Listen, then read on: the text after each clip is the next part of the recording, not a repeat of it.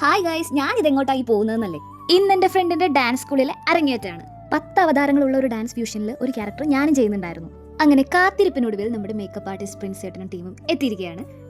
ഒരുപാട് നേരത്തെ പരിശ്രമത്തിന് ശേഷം എൻ്റെ കണ്ണിൽ ലെൻസ് വെച്ചിരിക്കുകയാണ്. വളരെ ആഗ്രഹത്തിൻ്റെ പുറത്ത് ഞാൻ ചോദിച്ചൊരു കാര്യമാണ്, എൻ്റെ കണ്ണിൽ ലെൻസ് വെക്കില്ലേ? കറക്റ്റായിട്ട് എനിക്കത് എൻ്റെ ആഗ്രഹം സാധിച്ചു തന്ന പ്രിൻസ് ചേട്ടന് വലിയ താങ്ക്സ്. ലെൻസ് വെച്ച് കഴിഞ്ഞപ്പോൾ ഒരു ഷോയൊക്കെ ആവാം, അതിൻ്റെ സന്തോഷമാണ് ഈ കാണുന്നത്.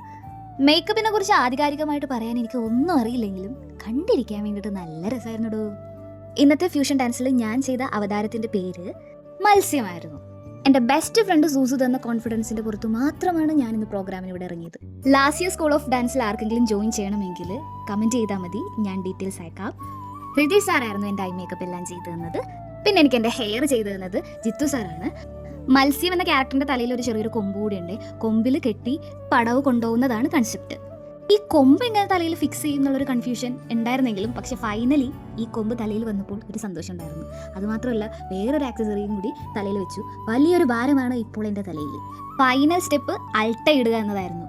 അൾട്ട ഇട്ടപ്പോൾ കാണാനൊക്കെ കൊള്ളാമെങ്കിലും ഇതെങ്ങനെ ഞാൻ തേച്ചുടച്ച് കഴുകി കളയും എൻ്റെ കർത്താവേ എന്നായിരുന്നു ഞാൻ ആലോചിച്ചുകൊണ്ടിരുന്നത്. അങ്ങനെ ഇരിക്കുമ്പോഴാണ് ബലരാമനും വിഷ്ണുവും വന്നൊരു ഹായ് തന്നത്. എല്ലാവരും ഓഡിറ്റോറിയത്തിലേക്ക് പോകാൻ വേണ്ടിയിട്ടുള്ള തിരക്കിലാണ്. അവിടെ ചെന്ന് കഴിഞ്ഞപ്പോൾ ഞാൻ എൻ്റെ ചേച്ചീനെ മീറ്റ് ചെയ്തു.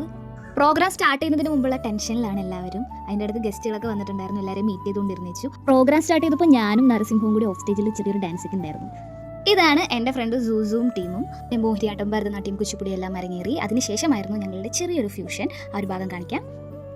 രാജാവേ, ഉടൻ ഒരു വലിയ പടവ് നിർമ്മിക്കുക, കൊമ്പിൽ കെട്ടുക. അങ്ങനെ മംഗളം ചൊല്ലി കുട്ടികളെല്ലാവരും സ്റ്റേജിൽ നിന്ന് പോയി.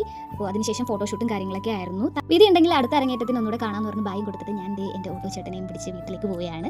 അപ്പോൾ അത്രേ ഉള്ളൂ ഇന്നത്തെ വീഡിയോ. അപ്പോൾ വീഡിയോ ഇഷ്ടപ്പെട്ടാൽ ലൈക്ക്, ഷെയർ, സബ്സ്ക്രൈബ്.